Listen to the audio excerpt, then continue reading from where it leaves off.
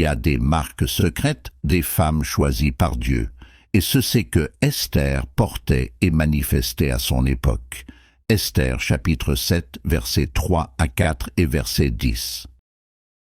Dieu t'a choisi pour accomplir une mission dans ce monde. Ce message est destiné aux femmes servantes de Dieu et femmes chrétiennes, et à tous ceux qui veulent savoir les marques secrètes des femmes élues par Dieu et qui acceptent la mission. Bienvenue sur la chaîne de l'Évangile Mouhoubirina Mouchaouri. Abonnez-vous sur la chaîne Mouhoubirina Mouchaouri pour ne pas rater nos vidéos mises en ligne. N'oubliez pas de partager avec nous votre expérience de la vie spirituelle pour encourager les autres. La reine Esther répondit : « Si j'ai trouvé grâce à tes yeux, ô roi, et si le roi le trouve bon, accorde-moi la vie. Voilà ma demande, et sauve mon peuple, voilà mon désir. Car nous sommes vendus, moi et mon peuple, pour être détruits, égorgés, anéantis. Encore si nous étions vendus pour devenir esclaves et servantes, je me tairais, mais l'ennemi ne saurait compenser le dommage fait au roi, et l'on pendit Aman au bois qu'il avait préparé pour Mardochée. Et la colère du roi s'apaisa. » Lisez Esther, chapitre 7.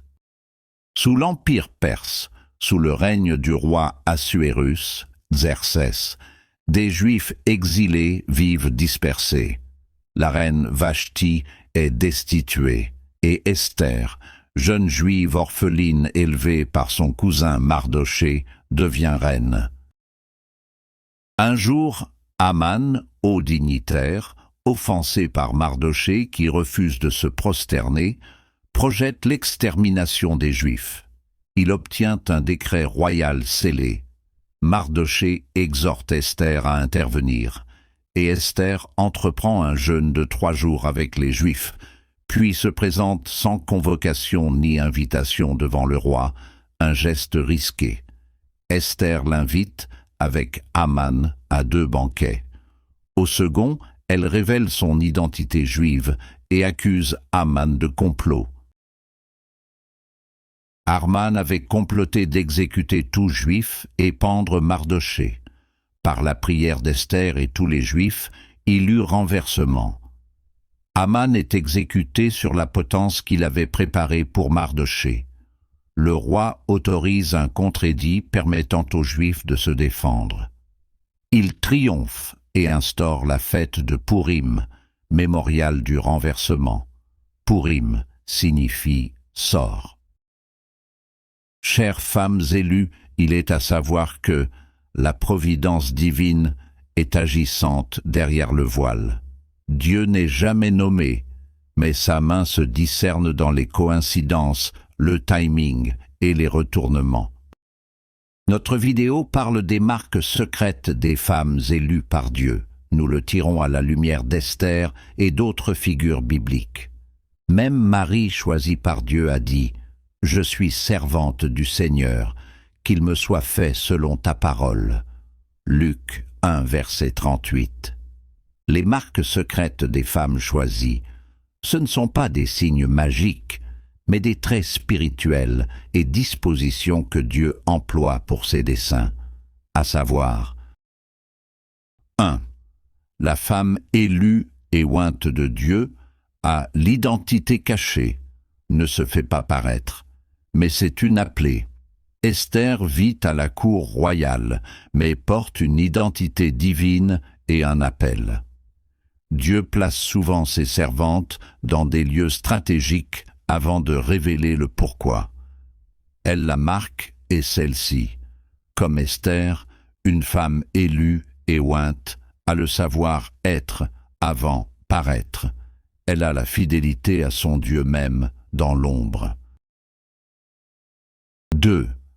La femme élue, ointe de Dieu, a l'humilité et docilité à l'esprit. Esther écoute Mardochée, respecte les conseils d'Hégaï, l'eunuque. Elle n'impose rien de superflu lors de la sélection des misses. Je peux dire, la femme qui mérite le roi.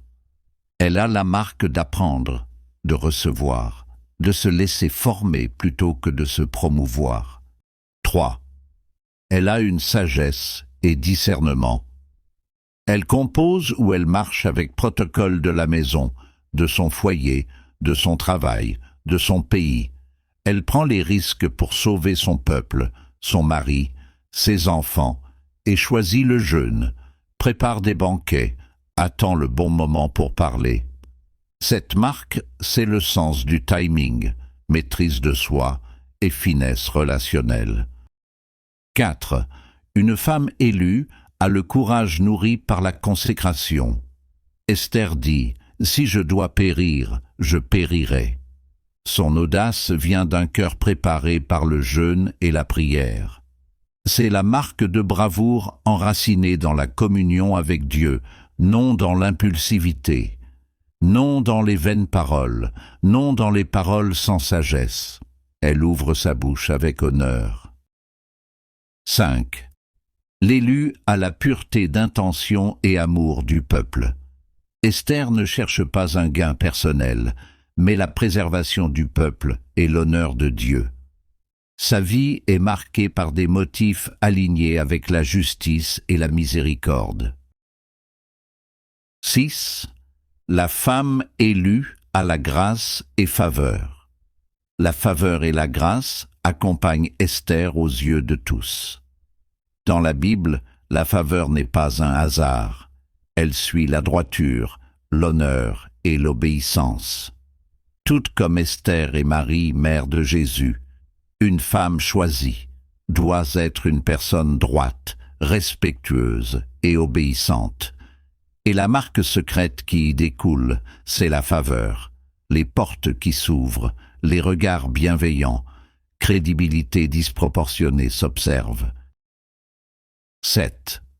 La femme élue a la capacité à bâtir des alliances.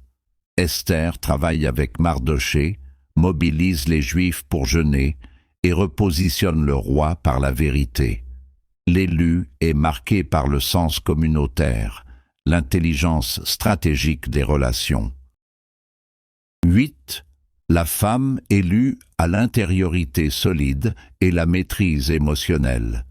Elle cache, attend, parle quand il faut, sans se laisser dominer par la peur. Elle est marquée par la paix intérieure, le silence utile et la parole pesée. Ce qu'Esther avait à son temps, c'est une porte d'accès unique au trône. Dieu utilise souvent une femme placée au cœur des structures d'influence. Sa beauté ouvre des portes, mais c'est sa sagesse qui sauve des vies. Elle active le ciel par de jeûnes et intercessions avant de se confronter à la terre. C'est son arme principale, la stratégie de 2 banquets, un dévoilement progressif, un timing précis. Elle lit l'atmosphère de son royaume et agit en conséquence. Elle assume son identité au moment critique, transformant sa vulnérabilité en autorité. Elle a un leadership discret mais décisif. Elle catalyse une réforme juridique, contredit, donne naissance à une fête qui traverse les siècles par tous les Juifs, Pourim. Aujourd'hui, chaque femme chrétienne et femme servante de Dieu sont des élus, des ointes de Dieu. Tu es une femme mariée, veuve, célibataire. Jésus-Christ t'a choisi et veut te transformer en vase précieuse utilisable. Car il est venu au monde pour toi, ne te sous-estime pas, accepte Christ Jésus comme Seigneur et Sauveur, tu seras son ambassadrice. Tu as une mission pour ton peuple, pour ton pays, pour ton foyer, pour ta famille, dans la communauté, etc. Cherchez Dieu dans l'ordinaire. La providence agit souvent sans bruit. Les marques se cultivent dans la fidélité quotidienne, en commençant dans ton foyer, au travail, à l'église, dans la société et partout. Pratiquez le jeûne et la prière avant l'action. Comme Esther, l'intensité spirituelle précède l'efficacité publique. Savoir attendre et parler au bon moment. Le discernement est une force. L'autorité se manifeste quand le timing est divin. Servir un dessein plus grand que soi. Les femmes choisies par Dieu portent des causes, pas des couronnes. Construire des alliances saines. Dieu se sert de personnes individuellement, d'équipes, de communautés. Dieu peut œuvrer à travers chaque personne qu'il se choisit et qu'il accepte et se soumet à lui. Il peut œuvrer par des équipes. Une alliance saine est fondée sur mission, confiance, clarté. Merci de suivre notre vidéo. N'oubliez de commenter en donnant vos avis. Que Dieu vous bénisse abondamment.